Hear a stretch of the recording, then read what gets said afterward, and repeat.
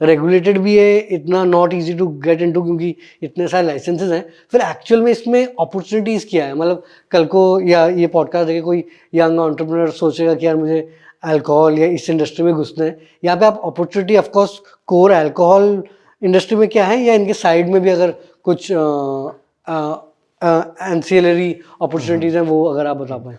In fact you'd be also surprised कि India में जो $54 बिलियन का मार्केट है, this is almost 2% of our India's GDP. Okay, तो काफ़ी बड़ा है। तो काफी बड़ा है। और अगर हम चाइना से कंपेयर करें, चाइना का कहाँ $330 बिलियन का मार्केट और हमारा $50 बिलियन का जबकि हमने पॉपुलेशन जबकि क्रॉस हमारा कर लिया। पॉपुलेशन अब चाइना से ज्यादा हो गया है। हाँ। सो आप देख सकते हैं कि कितनी बिजनेस अपॉर्चुनिटी है इंडिया में अभी इस इंडस्ट्री में।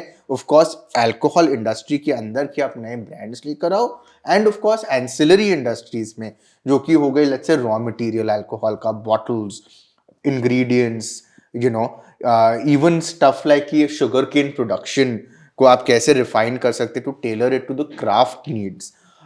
उसके अलावा एंसिलरी इन प्रोडक्ट्स में आप मिक्सर्स के बारे में बात कर सकते हैं। मिक्सर्स मतलब? तो यूजुअली जब अल्कोहल लोग कंज्यूम करते हैं, या तो वो सिर्फ आइस पे डाल के कंज्यूम कर सकते हैं, या पानी के साथ कंज्यूम कर सकते हैं, या फिर कुछ और मिक्स कर सकते हैं उसमें। तो अगर कुछ और मिक्स कर रहे हैं तो उस कैटेगरी जो बेवरेज और दूसरा मिक्स कर रहे हैं उसको मिक्सर्स बोलेंगे हम। इसमें हो गया टॉनिक वाटर, हो गया जूसेस हो गए, आप सोडा वाटर कह सकते हैं, और अलग कई फ्लेवर्ड बेवरेजेस जो कि अल्कोहल को एनहांस करेंगे, उसका टेस्ट को और एक्सपीरियंस को बेटर बनाएंगे। तो of course that becomes one ancillary industry. उसके अलावा music festivals centred around alcohol. उसके अलावा आप बात कर सकते हो एंटी हैंगओवर क्योर्स की। अच्छा। तो इन सब एंसिलरी प्रोडक्ट्स के हिसाब से the opportunity that is there within the alcohol industry is immense right now. और इसमें जैसे आपने बहुत सारे एग्जांपल्स दिए, और आपने बोला कि यार एक अगर आपको अल्कोहल ब्रांड शुरू करना है, बेयर मिनिमम आपको 30-40 लाख रुपए मिलेंगे। बट अगर एक यंग एंटरप्रेन्योर उसके पास इतने पैसे नहीं है, तो ये जो एंसिलरी में कम इन्वेस्टमेंट अच्छा प्रॉफिट मार्जिन में क्या ऑप्शंस होगा आपके हिसाब से? तो नीड बेस्ड मैं बोलूंगा, जैसे कि अगर कोई मार्केटिंग कंपनी हो जो सिर्फ अल्कोहल ब्रांड्स पे फोकस करे, ओके, कोई agency, brand agency only focused on the nuances of the alcohol industry, या फिर आजकल देखने को मिल रहा है कंटेंट क्रिएटर्स जो कि सिर्फ अल्कोहल पे फोकस कर रहे हैं, सिर्फ ड्रिंक्स और कॉकटेल कल्चर को प्रमोट कर रहे हैं।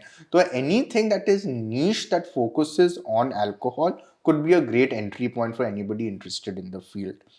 अगर हम उसको प्रोडक्ट लेवल पे देखा जाए तो something like mixers, again relatively small investment to get into the market but equally harder game for distribution of mixers.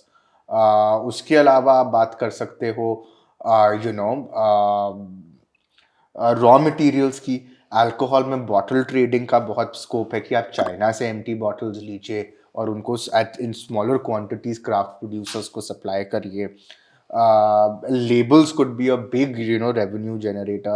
Secondary packaging material for the alcohol industry becomes one of the large raw material portions of the industry. तो ऐसी कई avenues हैं जहाँ पे आप alcohol industry से जुड़ सकते हैं without being directly involved in the actual handling of the alcoholic beverages. तो ऑफ कोर्स अल्कोहल में अपॉर्चुनिटीज तो बहुत हैं, क्योंकि किसी भी अगर हम फूड इंडस्ट्री के बारे में बात करें, the taste and the brand positioning can keep on evolving. तो जब तक alcohol is being consumed by people, there would be opportunities for new brands to come in. अगर हम टूथपेस्ट के बारे में बात करें तो कोलगेट भी है, पेप्सोडेंट भी है, तब भी कई ब्रांड्स आए हैं और कई ब्रांड्स खड़े हुए हैं। Same case in alcohol industry, scope is always there. वो कैटेगरी शिफ्ट होते रहेगा कि आज यार जिन में ज्यादा स्कोप है, अब टेकीला में स्कोप आ गया है, अब जो चलो जी वापस विस्की की तरफ मार्केट चला गया। स्पिरिट्स में जाता है? हाँ जी, तो टेकीला स्पिरिट्स की तरफ ही जाता है। टेकीला यानी कि ये मेक्सिको में बनता है, मेक्सिको से आता है।